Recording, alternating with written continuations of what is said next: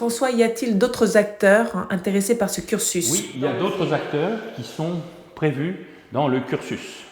Dans le cursus Air Profil pour l'air comprimé et pour la vapeur, il y a ces trois premiers acteurs, mais on a aussi des gens qu'on pourrait appeler des planificateurs. En général, on parle de manager. C'est un mot anglais, mais il est assez fréquemment utilisé en France. On va dire que c'est des managers, peut-être des planificateurs. Planificateur, ça fait un peu soviétique, mais c'est en fait une fonction qui existe dans l'origine, la planification des opérations. Et ça concerne notamment les opérations de maintenance préventive. Il y a des managers, et puis après ça, il y a un ou deux autres postes bien spécifiques qui sont importants pour Air Profil. Le premier, ce sont des concepteurs.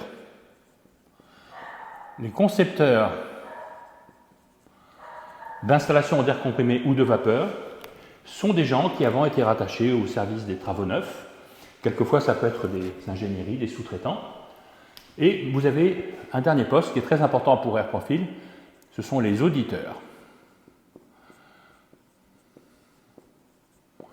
Donc les managers, ça va être les spécialistes des actions de maintenance préventive systématique ou conditionnelle, alors que les conducteurs sont plutôt des spécialistes des actions de maintenance curative. On attend que ça tombe en panne et puis tout d'un coup, on répare du mieux qu'on peut. Les concepteurs, ce sont les chefs de projet. Ce sont les gens qui font des projets. Les auditeurs, c'est le métier principal, on peut dire, des gens d'Air Profil. Ce sont des gens qui vont utiliser des mesures supplémentaires quelquefois par rapport aux mesures qui sont installées à poste fixe et qui vont essayer de faire ce qu'on appelle une aide à la décision. Aide à la décision. Alors l'aide à la décision, ça a donné lieu à une plaisanterie avec nos amis d'Angles-sur-Langlin et de Saint-Pierre-de-Maillé. La fille d'un de mes amis, Patrice, est chirurgienne. Et on a un peu parlé des méthodes de préparation de la décision. Et elle m'a demandé combien de temps ça prenait. J'ai dit, ça prend au minimum 5 à 6 heures.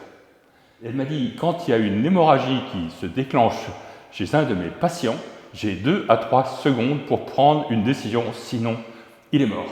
Et évidemment, nous ne pouvons pas aller aussi vite que ça. L'aide à la décision, c'est un processus qui suppose qu'on fasse l'examen détaillé de l'installation d'air comprimé ou de vapeur, en commençant en général, si on peut, par les usages de l'air comprimé et de la vapeur dans le site, puis on regarde le réseau de distribution, la chaufferie, la centrale de production d'air comprimé, et puis on examine surtout les buts de notre client, qui ne sont pas forcément toujours les mêmes.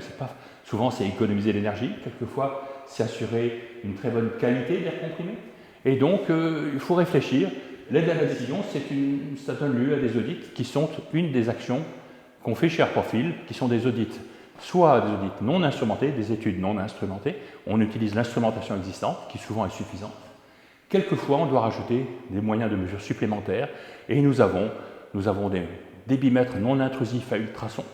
Nous avons un chariot de mesure de la qualité de l'air comprimé, de très bonne qualité. Et avec ça, nous pouvons quelquefois travailler avec des auditeurs de chez le client ou servir d'auditeurs pour des audits.